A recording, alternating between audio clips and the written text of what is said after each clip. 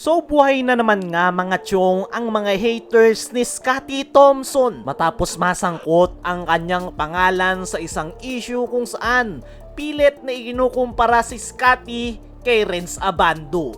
Nagsimula ang lahat matapos sabihin ni Homer Saison na isang dumb player umano si Renz Abando at mas mataas ang basketball IQ ni Scottie kumpara sa kanya. Pero ang naging resulta, imbes ni si Homer Saison ang pagtuunan ng pansin ng mga fans ni Abando, si Scottie ngayon ang naging punteriya ng mga pangbabash.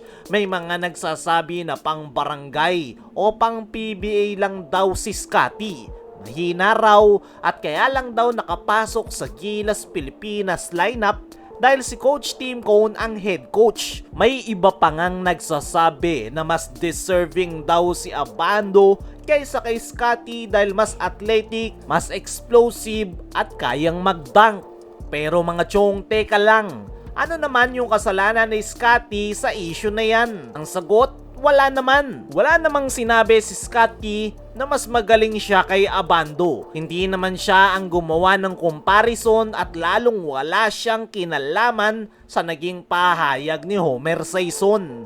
Si Scottie mismo ay nagtatrabaho bilang basketball player at nakafocus ngayon sa ating national team na Gilas Pilipinas. Kaya para sa akin, hindi talaga deserve ni Scottie na siya ang pagbuntunan ng galit ng ilang mga fans ni Abando dahil lang sa isang comparison na hindi naman niya ginawa. At isa pa, bakit kailangan nating gawing Scottie versus Abando ang usapan? Magkaiba yung kanilang laro. Si Abando ay kilala sa athleticism at explosive plays habang si Scottie naman ay kilala sa rebounding mula sa guard position, defense, playmaking, leadership at overall basketball IQ. Hindi naman kailangang maging mahusay na dumakdak para maging valuable basketball player. Hindi rin naman basketball IQ lang ang basehan kung sino ang mas deserving sa national team.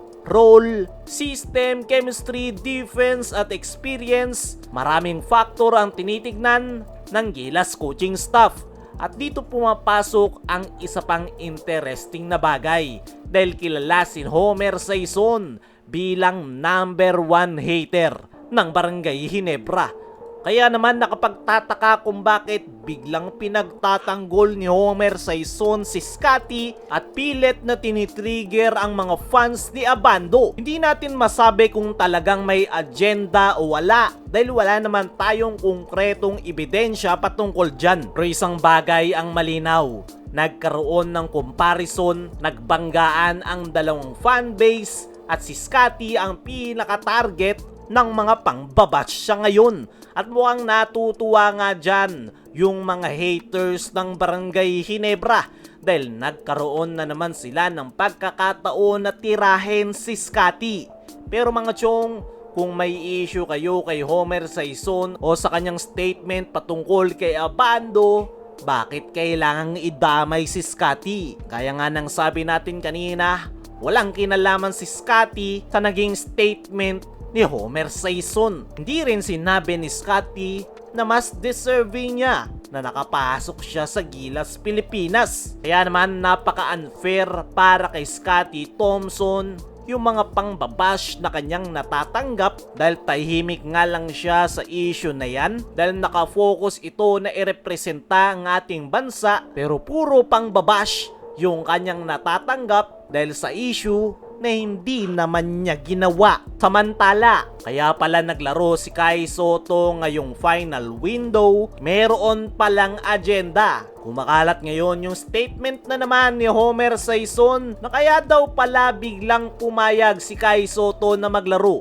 sa Gilas Pilipinas ay mayroong agenda kung saan mayroon daw kailangang waiver na makuha si Kai Sotto na manggagaling sa Samahang Basketball ng Pilipinas. At yung waiver nga na yan ay gagamitin ni Kai Sotto para makapaglaro sa USNCAA. Ang kapalit, wala raw bayad yung paglalaro ni Kai Sotto sa Gilas, Pilipinas ngayong window. So kumbaga cooperation raw yung mangyayari. Maglalaro si Kai Sotto ng libre para sa Gilas kapalit ng waiver na ibibigay ng SBP. Para sa akin mga chong, ay win-win situation yan para sa dalawa. Kailangan ni Kai Sotto ng nasabing waiver para makapaglaro sa USNCAA. Ang kapalit, maglalaro naman siya sa Gilas kung saan kailangan siya ng ating national team. Kaya mga chong, ano ang masasabi nyo na naglaro si Kai Sotto ng libre kapalit ng waiver from SBP?